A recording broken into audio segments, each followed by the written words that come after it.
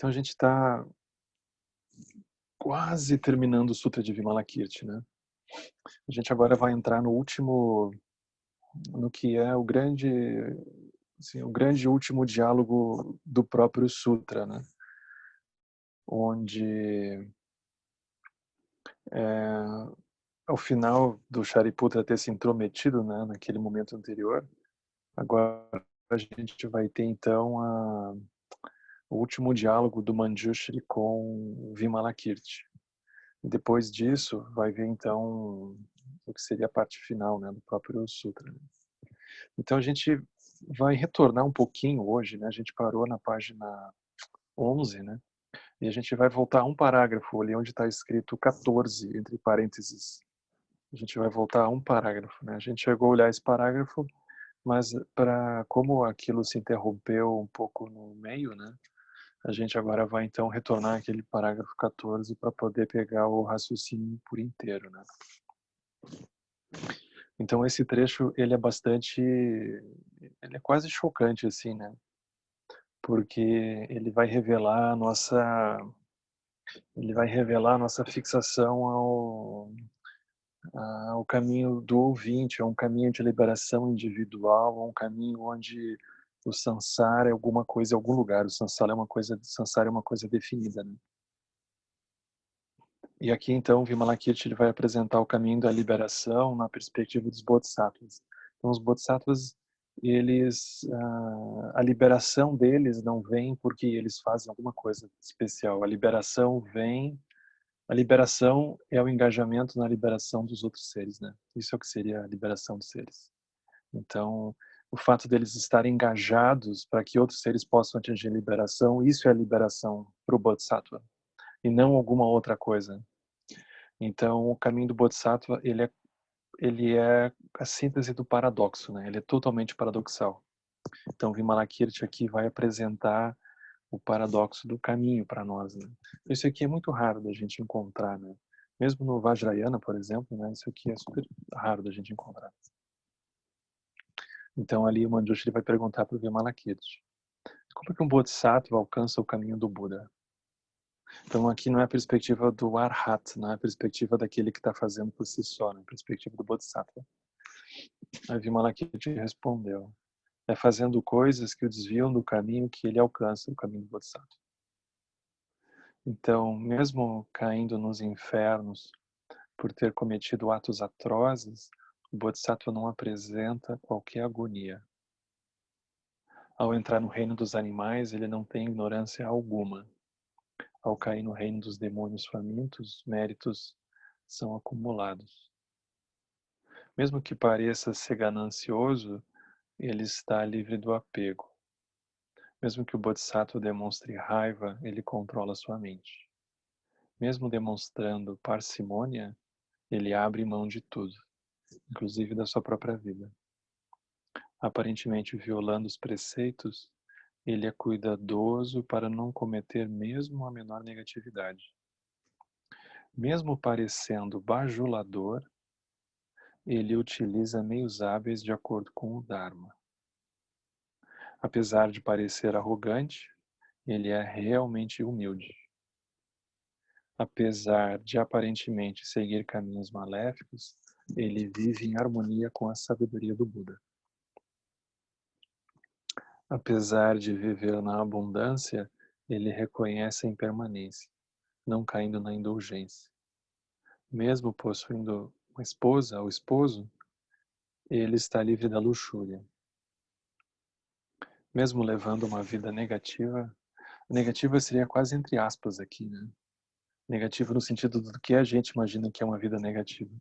Ele está guiando os outros para uma vida positiva.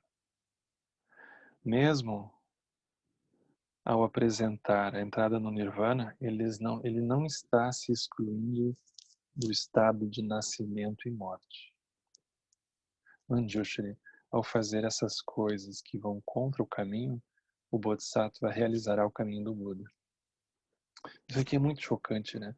Porque, por exemplo, o caminho do Bodhisattva é trazer benefício aos seres. Se o Bodhisattva não se aproxima dos seres que estão no Sansara, como é que ele vai ajudar os seres que estão no Sansara? Então ele precisa chegar perto dos seres. Se ele chegar com uma aparência idílica, ele chegar com uma aparência muito destoante daquela que os seres estão acostumados, ele não vai ter chance nenhuma de ser levado a sério, dos seres de alguma forma se aproximarem dele. Ele também deixa de entender como é que aqueles seres vivem, né? Como é que a mente deles funciona. Então, se ele parte do princípio de uma crítica, que aqueles seres qualquer coisa, então ele não tem chance nenhuma. Então, o Bodhisattva, ele entra no mundo dos seres, mas ele não está preso ao mundo dos seres. Então, ele vive nesse paradoxo. Se ele não entra no mundo dos seres, ele não consegue ajudar. Se ele entrar e se perder, ele também não ajuda. Então, é como se ele vivesse no fio da navalha, né, o tempo todo. Esse é o caminho do Bodhisattva. Então, o caminho do Bodhisattva tu não consegue dizer que ele é um caminho puro, por exemplo, porque ele está em meio ao samsara. Ao mesmo tempo, não é um caminho impuro, porque ele não está cego. Então, ele está livre de puro ou de impuro, por exemplo.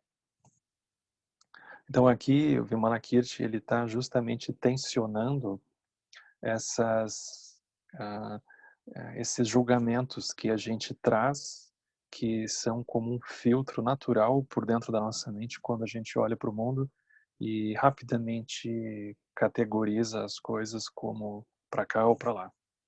Então é como se a nossa prática do Dharma durante muito tempo não fosse capaz de furar isso. A gente simplesmente faz a prática dentro de um mundo que parece que é independente de nós. Aqui ele está dizendo, essas categorias que você julga como samsara, como negativo, como virtuoso e assim por diante, isso também é construído. Isso também não é inerentemente existente. Então você vai precisar iluminar mesmo essas categorias. Então agora vai ter uma Manjushri, ele vai seguir perguntando, então ele vai ampliar mais esse tema, né? Então o Manjushri vai lançar a questão, né? E qual é que é a semente que permite que alguém se torne um Buda? Então a gente poderia pensar, bom, é shamatha, né? É fazer o voto de Bodhicitta, né? É como se a pessoa fazer um retiro, né? A pessoa, enfim, dizer que é budista, né? A pessoa, bom, tem que ter alguma coisa aí que produza o Buda, né? Aí, qual é que é a semente que permite alguém se torne um Buda? É a virtude, né? Deve ser alguma coisa assim, né? A Vimalakirti responde. Todas as visões errôneas dos outros ensinamentos, todas as negatividades são sementes para um Buda. Aqueles que acreditam que o Nirvana é independente das negatividades, eles não podem alcançar o caminho do Buda. O lótus não cresce em planícies elevadas, mas ele floresce na água lodosa.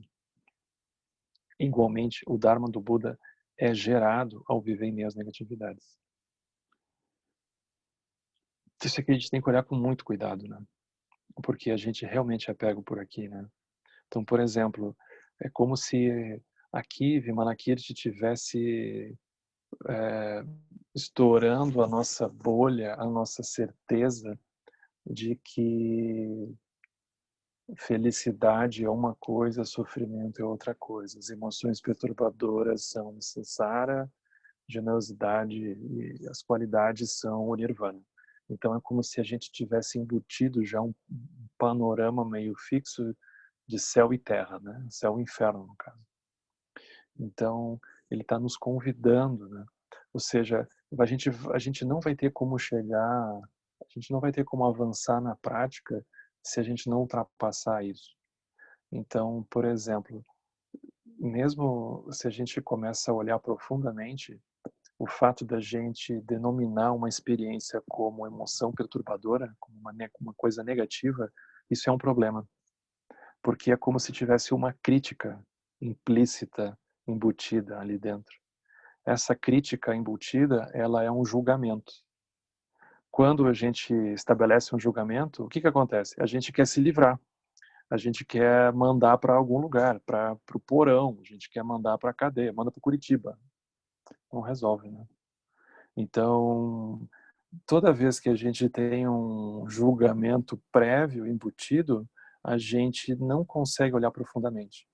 Então ele está dizendo, nesse sentido, todas as emoções que você considera como negativas, as situações que você considera como negativas, no sentido mais profundo, se você não ultrapassar a noção de que aquilo é negativo em si mesmo, você não vai conseguir iluminar aquilo. Porque é uma crítica. E essa crítica, ela impede você de aprofundar ali. Então, a gente começa a olhar a raiva. A raiva é uma energia. Mas a energia da raiva, a energia em si, ela não é boa nem má em si mesma. É a energia. É a energia que brota da nossa mente, ela não brota de outro lugar. A mesma mente que faz brotar a raiva é a mente que faz brotar a liberação. Não tem duas mentes. Então a gente vai precisar absolver essas emoções nesse sentido, né? Absolver, não, de novo, não é abrir a porteira simplesmente para elas fazerem o que quer que seja feito, né? Mas a gente vai precisar ultrapassar essa... A gente não deveria criticar as emoções nesse sentido, né? A gente não deveria criticar as coisas que a gente reconhece, né? Porque se a gente critica, a gente provavelmente não consegue olhar com profundidade, né? Então, da mesma forma, né? Vocês olhem, felicidade e sofrimento, né? Elas têm a mesma base. Então, por exemplo, o que é felicidade? Assim, no Sansara para nós, né? Felicidade é a gente estar fixado em alguma coisa. Se vocês duvidarem que felicidade é estar fixado em alguma coisa, é só vocês perceberem que quando essa alguma coisa se move, a felicidade vai junto. Então a gente não percebe isso enquanto aquilo não está se movendo. A gente só percebe quando se move. Então a felicidade, ela é uma fixação, é simples. Ela sempre é uma fixação. O sofrimento também. O sofrimento é o quê? O sofrimento é um nome que a gente dá à experiência de estar fixado. Aí, dependendo de como que o vento está soprando, aquela fixação a gente chama hora de felicidade ou hora de sofrimento. Mas é uma fixação, no fundo. Isso é o que o Buda vai explicar na primeira nova verdade, né? Ele vai dizer dukkha. Então, ele vai dizer, de acordo com a marca mental que a pessoa estiver utilizando, ela chama aquilo de felicidade ou de sofrimento. Mas a experiência, no fundo, é a mesma, que é a experiência da gente estar fixado. Então, a gente não deveria criticar nem a felicidade nem o sofrimento. O sofrimento é simplesmente uma experiência que brota da fixação. Então aqui é como se o Vimalakirti estivesse nos convidando a olhar para isso, né? Ele está nos convidando a olhar além do rótulo que a gente atribui às experiências, né? O rótulo de positivo, negativo, felicidade, sofrimento. Então, mesmo que a gente, quando se depara com uma experiência, a gente chama ela de sofrimento, aquilo não é que está errado, mas aquilo não é a verdade completa. Porque pode ser que a gente então se pergunte, o que eu faço com esse sofrimento? A pessoa tem que iluminar, ela não tem que se livrar. Porque se ela se livra, aquilo volta. Então, é assim. Então as duas têm a mesma base, né? Felicidade, sofrimento, as emoções perturbadoras, as virtudes, elas têm a mesma base. Então o que ele está dizendo aqui é isso, né? Todas as sementes negativas, todas as negatividades são sementes para um Buda. Qualquer experiência é semente para um Buda. A gente não deveria achar que os Budas, que as negatividades poderiam manchar a iluminação. As não mancham. As virtudes não melhoram também a iluminação. Então, quem se sente manchado, quem se sente mais elevado, é a identidade do praticante e não a natureza primordial. Essa, ela não se altera. Então, ela não fica suja, né? Mais ou menos assim. Ela não fica suja ela não fica suja com o que a gente chama de negatividade. Ela não melhora, vamos dizer, ela não fica mais lustrosa com as virtudes. Então, isso é super interessante da gente pensar. Aí o Vimalakirti segue, né? Ele vai dizer assim: Além do mais, mas olha que interessante isso daqui. Além do mais, sementes não crescerão quando plantadas no céu. Ah, plantadas na sujeira e no esterco, elas brotam vigorosamente. Da mesma forma, aqueles que emergem completamente no nirvana não criado, eles não podem produzir o Dharma. Ao contrário, aqueles que chegam com egos grandes, como montanhas, são exatamente os que despertam a mente, que aspiram o caminho e que são capazes de produzir o Dharma. Isso é, todas as negatividades são as sementes para alcançar o estado búdico. Isso aqui também é super interessante, porque é como se ele estivesse dizendo assim, a gente só vai achar a iluminação se a gente olhar para a escuridão. É como, tu não tem como encontrar alguma coisa, só vai encontrar alguma coisa limpa se tu olhar em meio a coisas sujas, não limpas, vamos dizer assim, né? Então, um precisa do outro, eles são completamente inseparáveis. Tu não consegue imaginar que ele está ultrapassando uma noção aqui puritana e uma noção que aquilo está flutuando em algum lugar, né? Não está. Então é justamente porque a gente olha profundamente para o que não é, aquilo se revela como sendo. Então é como se tivesse uma desistência aqui, né? A pessoa abandona o esforço de se livrar de alguma coisa. É como se fosse uma grande desistência nesse momento, né? Então isso aqui é o próprio Bodhisattva, né? Então, o Dharma do Buda, ele é gerado e vê as negatividades. Então, aqueles que emergem completamente no Nirvana não criado, eles não podem produzir o Dharma. O Nirvana não criado seria a pessoa fica numa abstração, né? Ou ela fica num estado meditativo super profundo, quieto, silencioso. Ela não consegue produzir meios hábeis para beneficiar os seres, ela não consegue produzir lucidez, porque é como se ela estivesse num estado de ausência. A ausência de movimento, a ausência de relação. Então ela não consegue produzir o Dharma. Então aqui ele também dá uma cutucada numa sensação da gente imaginar que o caminho vai ser uma coisa no fundo e no final super silenciosa, serena, né? Não, aí tem isso. Então aqueles que emergem completamente no Nirvana não criado, eles não podem produzir o Dharma, porque é como se eles estivessem nesse momento, a gente mesmo se dá conta disso na nossa prática, né? Quando a gente imagina que um estado sem pensamentos, um estado zen, assim, ele é um estado melhor, um estado mais puro do que uma condição da mente que tem os pensamentos e as energias, os impulsos, né? Então, isso dentro do contexto da mente dual, de shamatha, até pode ser, mas é só dentro desse contexto. No contexto da iluminação não tem diferença nenhuma, porque ambas são experiências separativas que a gente tem. É só isso. Então aqui ele também dá o nosso atestado da gente ter chance para avançar no caminho, né? Porque ele vai dizer assim, aqueles que chegam com egos grandes como montanhas são exatamente os que têm a chance de despertar a mente que aspira o caminho. E são capazes de produzir o Dharma, né? Então nós temos chance, né? Então isto é, todas as negatividades, elas são sementes para alcançar o estado búdico. Aí ele diz assim, a não ser que se mergulhe profundamente até o fundo do mar, não será possível obter as gemas inestimáveis. Igualmente, sem navegar pelo oceano das negatividades, não será possível obter a gema da onisciência.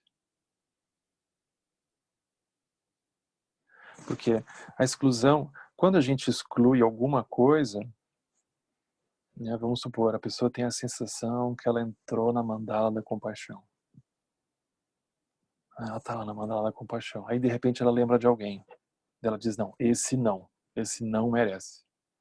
O que a pessoa não se dá conta é que quando ela exclui alguém, ela se retira daquele lugar. Então, a exclusão de alguma coisa é a nossa exclusão da lucidez, da mandala, do que for. Não tem como a gente excluir alguém sem a gente sair junto, né? Porque é totalmente inseparável. Então, esse ponto, ele é exatamente assim. Todas as pessoas, né, todas as relações, por exemplo, que elas nos pegam porque elas nos arrastam para alguma coisa, significa que a gente sai do lugar, a gente sai da nossa casa, vamos dizer assim, né? A gente sai do nosso lugar de refúgio. Então, cada pessoa que a gente inclui dentro é o fato de que a gente consegue também se incluir dentro da prática de uma maneira mais ampla, né? Cada pessoa que a gente exclui da nossa prática, elas são momentos que a gente mesmo se retira do olhar da prática. Então, sem navegar pelo oceano das negatividades, assim, se a gente, essa é a nossa prática, né? Não vai ser possível obter a gema da onisciência. Ou seja, sem baixar a guarda, né? Sem baixar a crítica para as negatividades, a gente não vai conseguir avançar. É como se a gente conseguisse, no máximo, dentro do sonho, ter um sonho um pouco melhor. Mas a gente não acordou ainda. A gente só está com um sonho um pouquinho melhor, assim, mais colorido, mais pacificado, mas a gente não acordou ainda.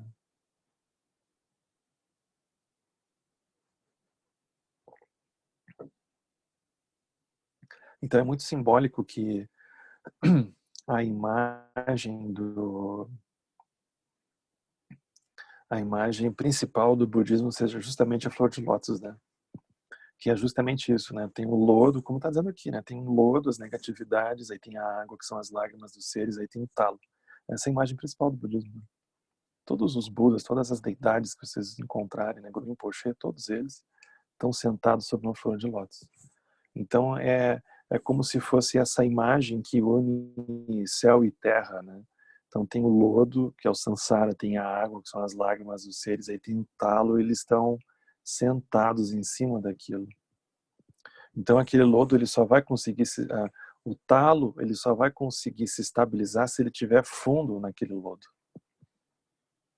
Então porque ele está bem fundo naquele lodo ele consegue se estabilizar, né? Então os Budas todos estão assim, né?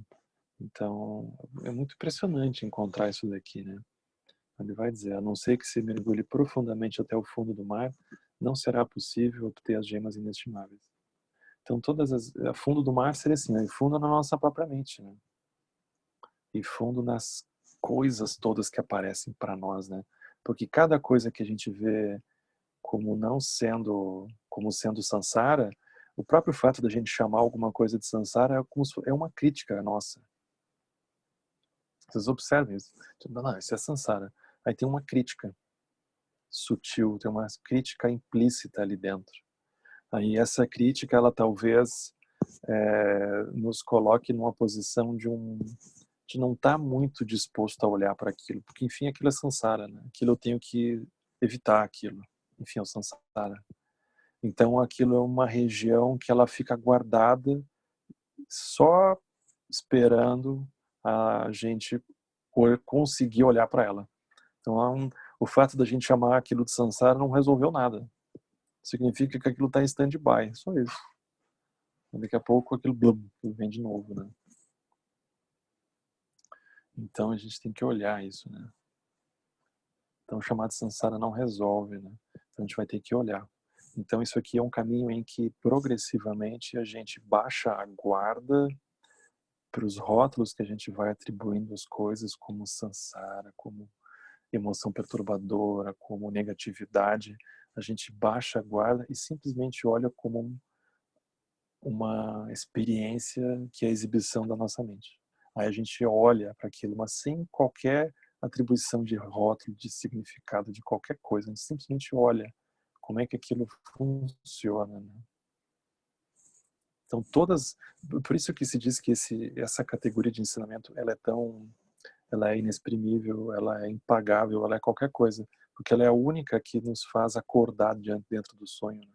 Todas as outras categorias nos fazem melhorar o conteúdo do sonho, mas não fazem a gente acordar, né?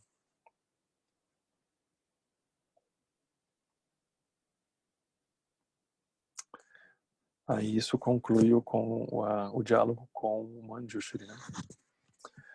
Aí tinha um outro Bodhisattva lá. Ele vai fazer uma pergunta para o Vimalakirti.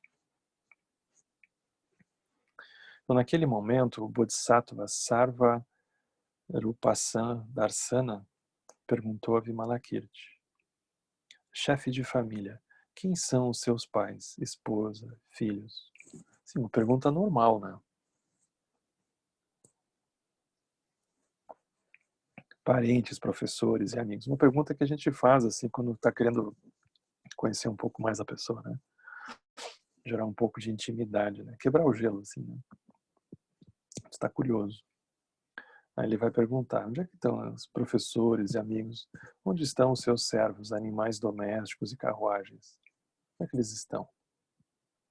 Aí Vimalakirti vai responder do jeito dele, né? Que é super bonito. Aí Vimalakirti vai responder: a sabedoria é a minha mãe. Os meios hábeis são meu pai. Os bodhisattvas que guiam as multidões nascem desses genitores. Tem uma história que eu vi uma vez um pouco parecida com isso aqui, mas muito tocante, que era do Kalo Rinpoche anterior, né? O Kalo Rinpoche atual, ele tem, acho que ele não tem 30 anos ainda, né? Ele é super jovem. Mas o Kalo anterior, né, ele ficou muitos anos em retiro, né? E se conta que o primeiro retiro que ele foi fazer, ele era muito jovem, né? Acho que ele não tinha 20 anos naquela época. E ele ficou, acho que uns 10 anos em retiro, né? O primeiro retiro mais longo que ele fez.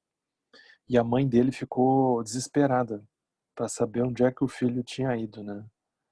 E aí se conta que ela ah, começa a procurar, assim, perguntar para as pessoas se alguém tinha visto um menino, né?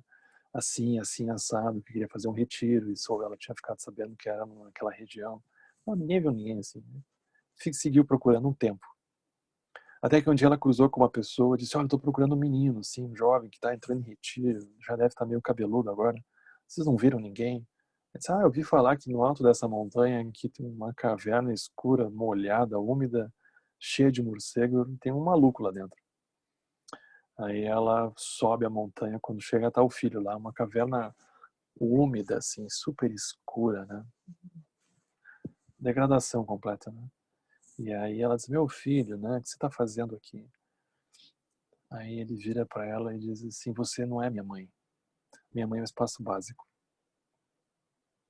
Aquilo é torturante, né? Então aqui o Vimalakirti vai um pouco nessa linha. Então a mãe, por que a mãe é o espaço básico? Porque, vamos dizer, no sentido relativo, a mãe é mãe naquela vida, mas na vida anterior a mãe era outra, e assim sucessivamente. Aquilo não tem fim, né? Se diz que todos os seres já foram nossas mães, então aquilo é como um acaso, né? Que aquele ser é nossa mãe agora.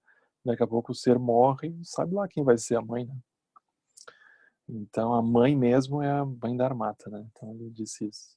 Então aqui o Vimalakirti vai um pouco nessa linha. Ele vai dizer: minha mãe é a sabedoria. Os meios hábeis são meu pai. Todos os bodhisattvas que guiam as multidões, eles nascem desses genitores. A alegria do Dharma é a minha esposa. E a compaixão é minha filha. A sinceridade é o meu filho. E a tranquila vacuidade é a minha casa. Que bonito, né? Vacuidade é onde habita, né? Então não habita numa sensação de um mundo sólido, né? Num mundo externo, num mundo concreto. Habita na compreensão da vacuidade. Essa é a casa onde a gente reside. Aí ele diz assim: as negatividades são os meus discípulos, que seguem os ditames da minha mente. Por quê? Porque ele olha para as negatividades como uma maneira de gerar meios hábeis para poder beneficiar os seres. Então, e ele mantém aquilo por perto. Ele se permite perceber aquilo para entender como aquilo funciona e poder gerar meios hábeis, né? Ele faz isso. As virtudes são os meus bons amigos. A minha iluminação depende de todos eles. Todos eles, não dá para excluir. Pensar as negatividades não, a gente precisa delas. Aqui a identidade do praticante virtuoso entra em colapso, né? As ações caridosas são as minhas cortesãs, que cantam as canções do Dharma. No jardim do Dharma desabrocham as flores da iluminação. E as árvores carregam os frutos da sabedoria. Os elefantes e cavalos de poder divino puxando carruagens carregadas com o ensinamento supremo e guiados pela mente única correm pelas estradas do caminho óctuplo. A penitência é minha vestimenta e uma mente profunda é a minha guirlanda. Oferecendo fé e disciplina, eles praticam a grande bondade. Ouvindo extensamente e aprofundando sua sabedoria, saboreando o néctar do Dharma, conquistando corajosamente os demônios das negatividades, o Bodhisattva levanta alto a bandeira vitoriosa no local do aprendizado, viajando para todos os países, fazendo do sofrimento e das guerras oportunidades para o ensinamento.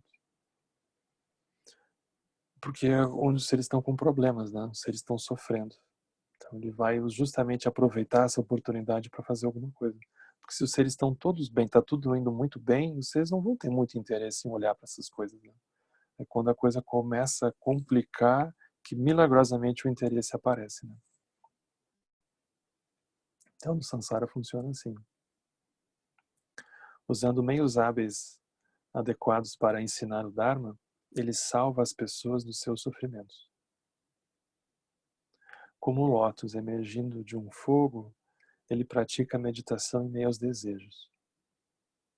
Ou assumindo a forma de uma cortesã, ele guia as pessoas licenciosas para a sabedoria do Buda, utilizando o gancho da luxúria. Então, Vimala, aqui ele está dizendo, o Bodhisattva ele não pode negar nada, porque se negar, ele não consegue se aproximar dos seres, e ele tem uma região da mente dele que ele não ilumina. Mas, ao mesmo tempo, ele não está preso por aquilo. Então, ele não está preso. Com sabedoria insondável e praticando incontáveis caminhos, ele salva inúmeros seres. E o seu mérito vai além de qualquer louvor. E agora vem a parte final. Essa parte final é muito bonita. Que agora Vimalakirti então vai fazer uma pergunta para os bodhisattvas que estavam lá, né? Então aqui a ordem se inverte, né? Ao invés do Vimalakirti ficar falando, ele vai agora perguntar, né? Para os presentes, os bodhisattvas, né? Então Vimalakirti perguntou a todos os bodhisattvas: como que alguém pode acessar a porta para o Dharma da não-dualidade? Eu quero que cada um de vocês diga os seus pensamentos sobre isso. Assim, a não-dualidade seria a própria iluminação, né? Como é que a pessoa atinge a iluminação? Mas mais do que isso, ele está perguntando como que cada um dos bodhisattvas que estavam ali, como que cada um deles fez para reconhecer a não-dualidade das experiências. Então, cada um deles tinha essa realização. Só que cada um deles chegou por uma via diferente. Cada um deles teve um clique num momento específico, né, através de uma experiência específica. Então, o Vimalakirti está perguntando, ele quer que cada um dê o relato, né, como que foi que a ficha caiu. Né? Aí cada um deles agora vai começar a dizer isso. Né? Então, o Bodhisattva Dharma Vikurvana foi o primeiro a responder. Aí ele vai dizer assim: eu obtive o acesso à porta para a não-dualidade, compreendendo que não há diferença entre o nascimento e a morte de todas as coisas. Uma vez que não há nascimento, não há morte. Então um dia ele teve esse grande insight e pá, entrou, né? Só que o insight dele é um insight para nós. Isso aqui é uma coisa para a gente contemplar, né? Quando é que a gente diz que alguma coisa começa? Então a gente, quando diz que alguma coisa começa, a gente não está dizendo aquilo a partir de uma coisa objetiva. Tem um momento que a gente diz, foi assim. Então aquilo começou numa dimensão sutil. Aí da mesma forma tem um dia que a gente diz, aquilo terminou. Não sentia mais nada. Então aquilo morreu numa dimensão sutil também. Então, aquilo sempre é um pouco incongruente, né? Porque não tem uma coisa concreta ali acontecendo, né? Então se diz, não há porque não há nascimento, não há morte. A gente diz, não, mas a vida, a pessoa morre, mas o corpo morre, né? Aí tem aquilo que segue, assim por diante. É como a gente quando vai dormir, né? Claro, numa outra profundidade, mas é a mesma coisa. Aí vem o próximo, Siriganda. O Bodhisattva Siriganda disse: existe a noção de meu devido à noção de um eu. Quando não há, quando não há a noção de um eu, não haverá um meu. Eu acessei a porta para a não-dualidade, compreendendo que não há diferença entre eu e meu.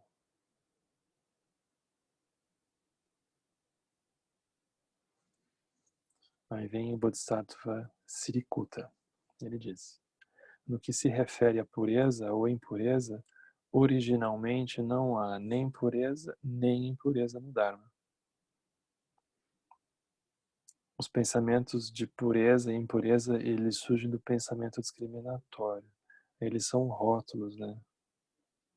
Mas a gente até pode observar assim que teve momentos que a gente considerava uma certa coisa impura. Aí alguém se aproximou de nós, nos ofereceu uma outra visão, a gente viu que aquilo não era impuro. Aí é totalmente coemergente com a gente, né?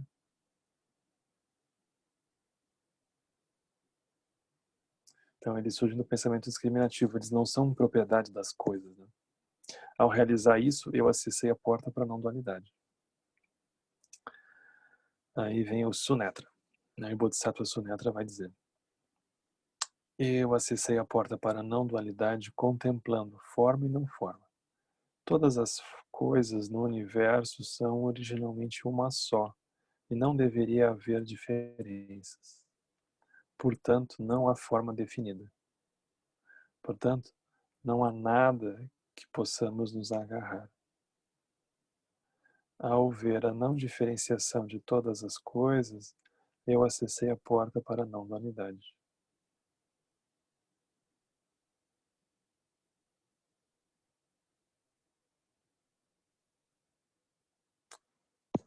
Isso aqui tudo é vacuidade, né? Tudo é Prajna Paramita que eles estão dizendo aqui, né?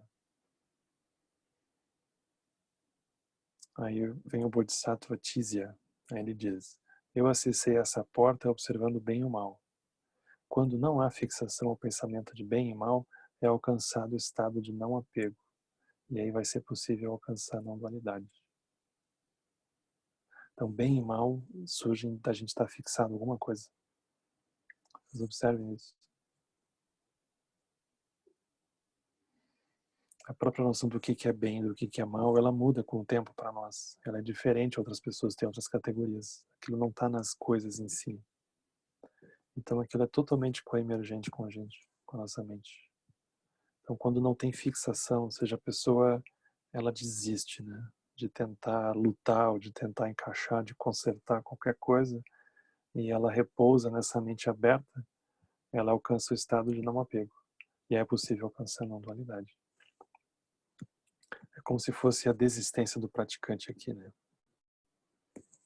Não, a pessoa desiste da prática, mas o praticante desiste de atingir a iluminação. E aí ele fica só parado. Aí, pô, o que acontece?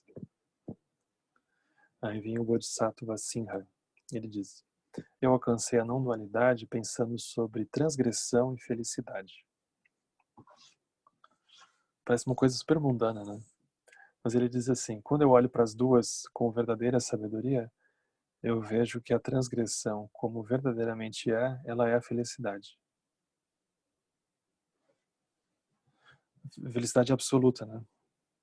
Então assim não há mais escravidão ou liberação. Assim se deu o meu ingresso através da porta para a não-dualidade. Então ele olha para uma coisa negativa, mas porque ele olha profundamente para a coisa negativa, ele vê a mente dele ali dentro. Então aquilo é o regozijo dele. Aí segue, né? Aí vem o Bodhisattva Sudha de Mukti. Ele diz: eu acessei a porta para a não-dualidade compreendendo aquilo que é criado e o que é não criado. quando se está livre de todos os pensamentos de discriminação, a mente será como um céu vazio, e não haverá nada que obstaculize a pura sabedoria. Assim, é possível saber que aquilo que é criado, como verdadeiramente é não criado. Essa é a porta para a não dualidade.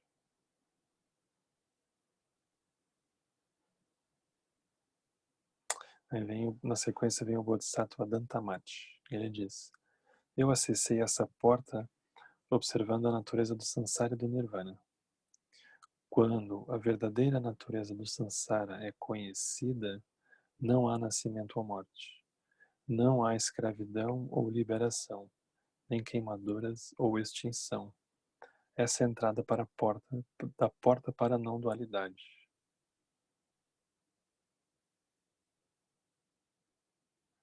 Aí o Bodhisattva Vidyudeva disse: eu acessei contemplando a sabedoria e a ignorância. A verdadeira natureza da ignorância é a sabedoria. Isso é interessantíssimo, né? Então, a natureza profunda do engano é a sabedoria. Mas não deveria haver uma fixação à própria sabedoria, porque a fixação à sabedoria é como se fosse um tipo de samsara, né? Mas também não ajuda. Então, ao discernir que todas as coisas são iguais nesse sentido muito profundo e que não há dualidade, eu acessei a porta para a não dualidade. Aí vem o Bodhisattva Santendriya, ele diz: foi a identidade dos três tesouros, o Buda, o Dharma e a Sangha, que me guiaram para a porta da não dualidade. Então ele olhou profundamente para as três joias, né? Buda, Dharma e Sangha. Aí ele diz assim: o Buda nada mais é do que o Dharma. O Dharma nada é além da Sangha. Esses três são não criados, eles são como um espaço. Aí o Bodhisattva Manikuttaraja, ele disse: eu acessei essa porta contemplando o caminho correto e o caminho errôneo. Aqueles que estão no caminho correto, eles não discriminam, ou seja, eles não criticam um caminho correto e um caminho errôneo. O caminho que está livre de ser um caminho correto e de ser um caminho errôneo, ele é a porta para a não dualidade. Aí vocês observam, se a gente está praticando um caminho e a gente tem uma sensação que o nosso caminho é o certo, é porque com certeza tem alguém que está no caminho errado. Pronto, aí ferrou. Criamos um outro samsara de novo. E claro, o caminho errado nunca é o que a gente está, né? Óbvio, né? Aí vem o último.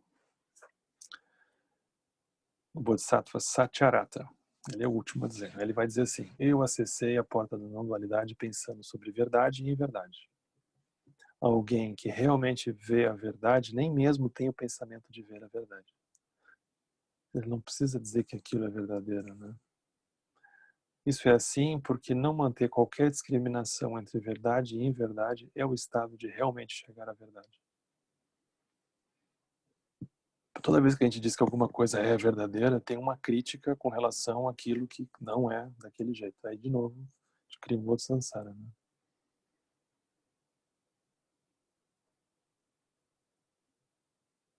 Não é o olho físico que vê isso, mas sim o olho da sabedoria que é capaz de ver. Além disso, o olho da sabedoria não discrimina entre ver e não ver. Ao compreender isso, eu acessei a porta da não-dualidade. Então, quando todos os bodhisattvas tinham se expressado, Manjushri foi inquirido a respeito dos seus pensamentos sobre o assunto. Aí Manjushri falou: na minha visão, em relação a todas as coisas, não pode haver palavra, conceito ou conhecimento. Ou seja, a porta do Dharma, da não-dualidade, está além de todas as palavras e ensinamentos. Não pode ser expressa, né? Aí, finalmente, Manjushri perguntou para o próprio Vimalakirti sobre o seu entendimento. Mas o Vimalakirti ficou em silêncio, não pronunciou uma única palavra. Manjushri o louvou, dizendo: ótimo. Quando letras e palavras não mais existem, essa é a entrada para a porta do Dharma da não-dualidade. Aí ficou só a experiência da liberação. Né? Não tem que ficar dando nomes. Né? Então todos os bodhisattvas acessaram essa porta e chegaram à firme convicção de que não há nascimento e morte. Agora eles vão ver o Buda, né? Eles voltam para ver o Buda. Aí Vimalakirti disse para o Manjushri: vamos agora juntos encontrar o honrado pelo mundo e ouvir o seu Dharma maravilhoso. Aí todo mundo agora volta, né? Eles tinham feito aquela longa procissão até o quarto do Vimalakirti, que estava doente. Agora todos vão lá de volta para o Buda. Então o Manjushri ficou muito satisfeito e ele e toda a assembleia foram até o local onde o honrado pelo mundo estava. Todos eles juntaram suas mãos, prestaram homenagem aos seus pés reverentemente e sentaram ao seu lado. Eu acho isso aqui muito bonito, porque vocês imaginam, não faltava nada para a realização deles. Ainda assim, eles tinham o maior respeito, o maior cuidado com o próprio Buda. Então, o fato deles terem aquela realização não diminui o cuidado e a reverência que eles têm com o Buda. Né? Ou seja, o fato deles terem a realização da vacuidade não retira deles a dimensão de cuidado com o aspecto causal do mundo. Né? Então, eles prestaram homenagem aos pés, ou seja, eles se prostraram para o Buda com reverência, com cuidado, sentaram do lado. Então, uma coisa não exclui a outra. Né? É o testemunho deles aqui. Né? Então, honrado pelo mundo, disse a Vimalakirti. Agora é o Buda conversando com o Vimalakirti. Né? Isso aqui é interessante. Aí o Buda olha para o Vimalakirti que tinha recém-chegado. Né? Aí o Buda diz assim: eu sinto, Vimalakirti, que você deseja ver o Buda. Mas o que significa ver o Buda? Essa pergunta capciosa. Né? Por que é capciosa? Porque, enfim, o Buda está na frente dele, né? Aí ele vai perguntar, isso aqui é o Sutra do Diamante, né? Aí o Buda está de frente, diante da pessoa, né? E aí, o que é ver o Buda? Ver o Buda é ver esse ser carne e osso ou ver o Buda é alguma outra coisa? Então, essa é a pegadinha, né? É mais ou menos assim, a gente olha para o lama, a gente pensa, o lama é o ser de carne e osso que está na nossa frente, ou o lama é a expressão da natureza, da intenção iluminada dos Budas, né? Então, o que é afinal, né?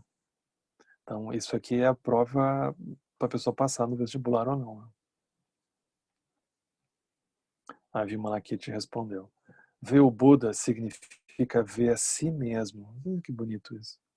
Como realmente se é. Ou seja, não tem preço, né? Isso é ver o Buda. A pessoa se vê como ela realmente se é. O corpo do Buda, ele não veio do passado, nem irá embora no futuro. Ele também não se encontra no presente. Por quê? Porque ele não é um corpo físico. Nem ele possui as características de um corpo físico. Portanto, ele está além da visão dos olhos, do toque do corpo e do pensamento da mente. Ele está livre da cobiça, da raiva e da ignorância. O corpo do Buda não é um nem muitos. Ele não diferencia entre sua identidade e a dos outros, ser e não ser. O Buda não está nessa margem da delusão, nem na outra margem da iluminação. Ele também não está em qualquer lugar entre as duas. Como se fosse um acordo, né? Porém, ele ensina as pessoas. Ele aparenta estar em equilíbrio, mas ele não repousa na extinção final. Ele está livre de todas as discriminações, o Buda, e apesar de não possuir uma morada permanente, ele não abandona nem parcimonioso, porque seriam rótulos, né? Quer dizer, ele é assim, não tem como rotular.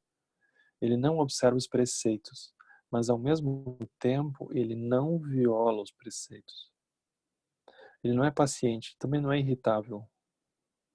Ele não é diligente, mas ele também não é indolente. Ele não é calmo, também não é perturbado. Ele não é sábio, nem ignorante. Porque sempre essas categorias, elas são sempre luz e sombra. Aí quando tu diz alguma coisa, implicitamente tu está dizendo tudo aquilo que não se encaixa dentro daquilo que tu afirmou. Então sempre é um samsara, não tem como encaixar a liberação no samsara. Ele não é verdadeiro, mas também não é enganoso. Ele não vem nem vai, ele não sai e também não entra. Completamente além das palavras e pensamentos está o Buda, honrado pelo mundo. Assim, esse corpo do Buda, ele não pode ser demonstrado de forma alguma. Acredito que vê-lo desta forma está correto, e vê-lo de outras formas está errado. Vimalakirti arrasou, né? Então, Indra, Deus Indra, que também estava por lá, ele vai dizer para o Buda, honrado pelo mundo, no passado eu ouvi muitos ensinamentos, mas eu nunca ouvi um ensinamento tão unicamente verdadeiro como esse. Então vocês observem, o Indra tinha ouvido muitos ensinamentos, mas nenhum dos ensinamentos eram dessa profundidade. Ele estava provavelmente ouvindo até aquele momento os ensinamentos sobre a causalidade. Faça isso, não faça aquilo, tome cuidado, evite isso, né? Purifique a sua mente, né? Essas coisas, né? Não se distrai, faça shamatha, né? Mas não tinha ouvido necessariamente o ensinamento sobre a liberação dessa forma, né? Então isso é impactante, né? Porque mesmo na Sangha do Buda não era muito comum ouvir isso. Se alguém acreditar e confiar neste ensinamento, certamente vai realizar o Dharma. Além disso, fechará a porta para os caminhos maléficos e abrirá a porta de todas as virtudes. Será protegido pelos Budas e convencerá os seguidores dos outros ensinamentos. Alcançará a iluminação correta e seguirá os passos do Buda. Honrado pelo mundo. Eu, juntamente com os meus seguidores, nós faremos oferendas para servir aqueles que praticam esse Dharma. Honrado pelo mundo diz, excelente Indra, é exatamente como você disse. Eu irei ajudá-lo a ampliar sua felicidade. Então aqui é interessante, né? Isso aqui é um caminho é um caminho que é chamado sem esforço, né? Porque esforço significa que a pessoa não deveria fazer outra coisa, ela não deveria ter outra experiência senão a experiência que ela já está tendo. A experiência que ela está tendo é perfeita para a pessoa poder atingir a liberação completa. Então não implica que a pessoa precisa fazer alguma transição na vida, por exemplo. Ela só precisa ter lucidez. Então é um caminho em que a pessoa amplia a felicidade nesse sentido, né? Bonito.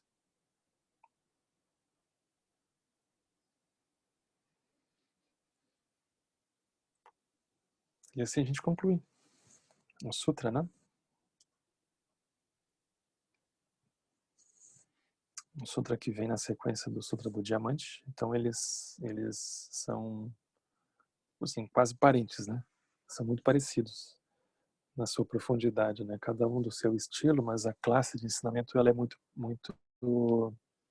próxima, porque ambas apresentam a lucidez de maneira muito direta, ao mesmo tempo nos liberam da fixação ao caminho e à identidade, que são sombras que vão vindo junto. A gente imagina que está indo em direção à luz, mas a gente está trazendo junto uma série de sombras que a gente não percebe. A gente vai trazendo uma série de pontos cegos que a gente não vai vendo, né? Então isso se apresenta com as nossas discriminações, os nossos julgamentos, as nossas críticas, as críticas com relação ao que a gente chama do mundo, que no fundo é a nossa própria experiência interna, mas as críticas que a gente tem com relação às experiências que a gente tem, né? Então a gente começa a se criticar, a gente começa a achar que não isso, que aquilo outro, assim por diante, né? O Vimalakirti passa a régua nesse sentido, né? Então é muito libertador ouvir isso. Então isso aqui é um texto para a gente voltar muitas vezes, né? Sem pressa. Mas é isso. Acho que a gente podia conversar um pouco.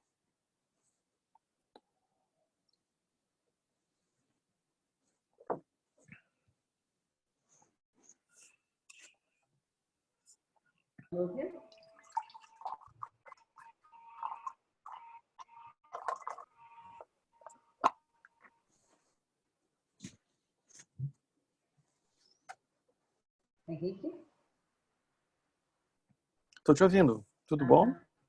Minha internet está Deixa eu muito aumentar o ruim. som aqui. Não, eu estou te ouvindo bem. Porque eu queria falar uma coisa que eu entendi e depois colocar uma dúvida não, uma coisa que me incomoda. No início, quando ele fala dos... como é que eu poderia falar? Dos bodhisattvas, né? A caminhar em todos os cantos, e como às vezes, igual você falou, a pessoa que chega com mais ego, com mais problema, talvez seja a que mais mergulhe, né? Aí, nesse sentido, eu entendi assim, a gente tem aquilo tão grosseiro, quando a gente tiver contato com o Dharma, vai ser aquilo que vai incomodar a gente e vai nos fazer olhar. Se a gente não tem aquilo tão grosseiro, talvez eu não pare para olhar, né? Mas como aquilo, opa, o que o Dharma está querendo dizer? Isso me incomoda tanto que eu vou me aprofundar e eu vou olhar para aquilo. Então, vão ser as minhas dificuldades, a minha raiva, o meu orgulho, que vai fazer com que eu pare para olhar aquilo. E no segundo momento, quando a gente já, vamos dizer, se o Bodhisattva já está liberado, ele pode se manifestar em qualquer espaço, não escolhe, né? Qualquer coisa que surgir, ali é matéria para as quatro incomensuráveis, né? Bem até aí? Uhum. Agora, qual que é a minha questão? É, Quando fala do tá Bodhisattva, bem. Uhum. Bodhisattva surgir em todos os reinos e ele se manifestar no reino dos infernos como um ser do reino dos infernos, aí me dá uma sensação desagradável, porque aí ele vai estar manifestando ações não virtuosas, entendeu? Eu sei que está além de ação virtuosa e não virtuosa, mas enfim, vai estar cometendo um assassinato. Uma coisa é você falar a mesma linguagem daquele ser, mas a ação ainda está pura, não? O puro e impuro aí já confundiu tudo.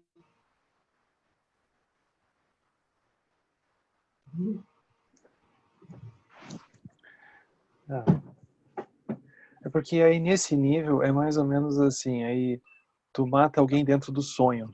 Aí esse ser morreu ou não morreu? Então ele aqui, esse nível de Bodhisattva, ele está nessa categoria, né? É óbvio que se ele não tem essa realização, ele não vai fazer isso, ele não vai entrar lá, né? Mas nesse nível, ele está além de vida e morte, né? Então, por exemplo, o fato dele se apresentar com o corpo do reino dos infernos não significa, e ele entrar na mente dos seres dos infernos, porque como é que ele vai ajudar os seres se ele não se permite entrar na mente dos outros? Não, mas não significa que ele talvez vá fazer tudo aquilo, ou que ele não está preso àquela causalidade, aquela causalidade não importa para ele. Então, não é que ele abandonou o cuidado, não é que ele abandonou o cuidado com causa e efeito, mas ele não tem como aparecer com uma cara assim de Hollywood lá no reino dos infernos. Os seres não vão nem olhar para ele. Então, ele precisa se misturar com aquilo. Eu acho que o exemplo mais próximo que a gente teve foi o próprio Trumpa, né? Porque o Trumpa, para entrar na mente ocidental, ele entrou com tudo, né? Ele provou de tudo que os ocidentais provam, né? De Coca-Cola daí para baixo, né? E ele foi fundo naquilo. Então ele se permitiu entrar para poder entender que loucura é essa que esse pessoal vive, né? Mas não significa que ele estava preso àquilo, né? Então ele manifestou muitos sinais de realização, mesmo na hora da morte, né? Ele manifestou, teve vários arco-íris assim que surgiram, foram coisas muito auspiciosas que aconteceram. Né?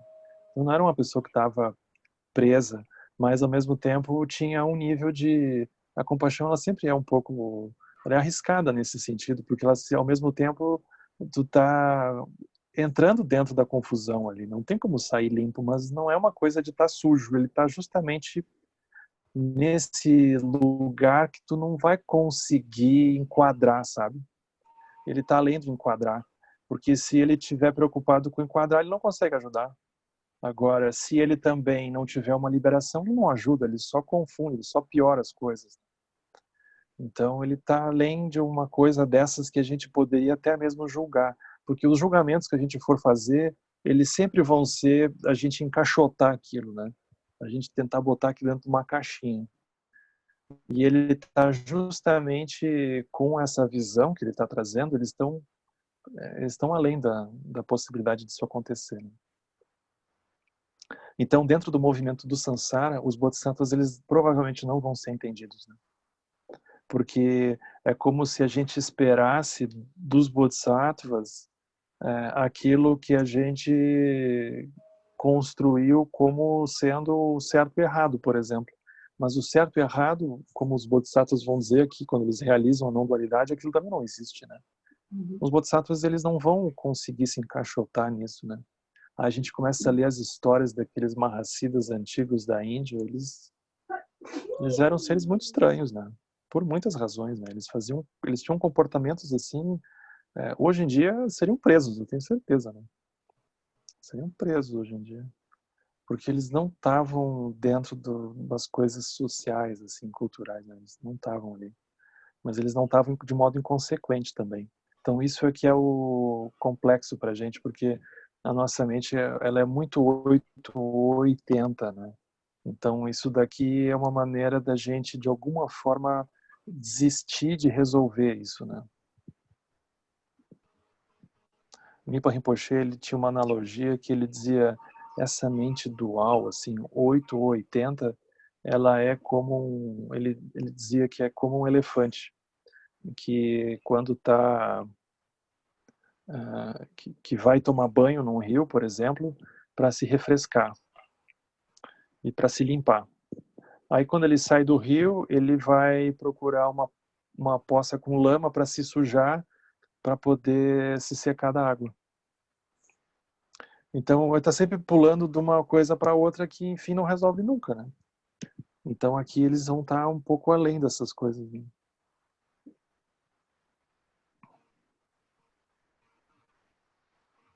Então é um pouco estranho mesmo.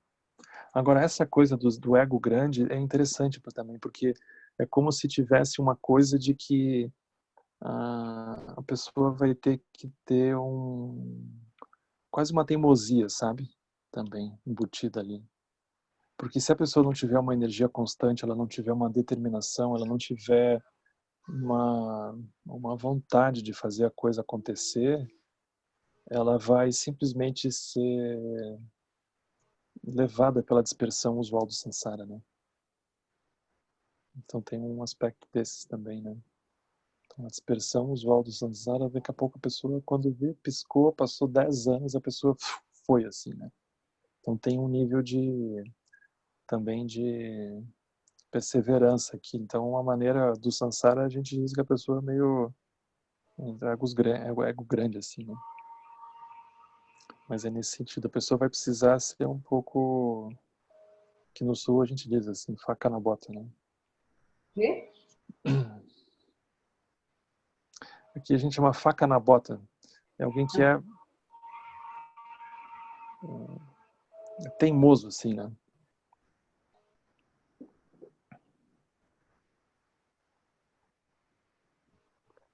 Porque os obstáculos são muitos, né? E as chances para a pessoa desistir são várias. Então a pessoa vai ter que ter quase uma teimosia para seguir no caminho, né? Porque a maioria das pessoas não vão entender o que a pessoa está fazendo, né? Então tem que ter isso, né?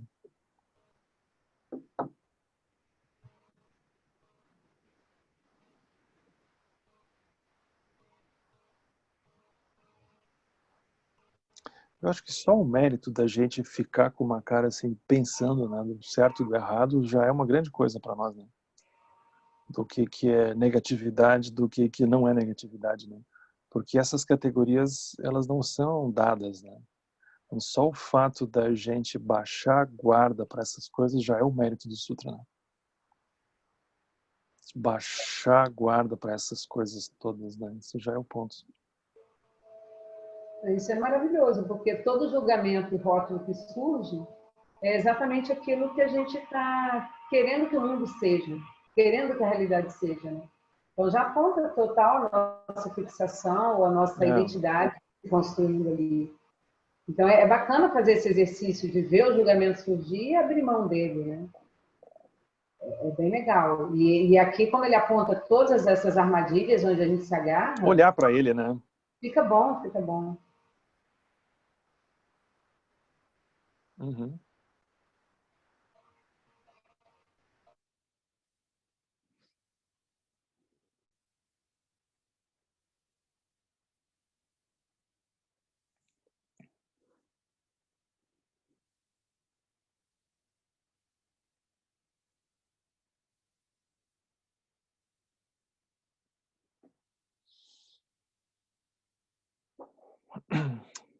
Então tá.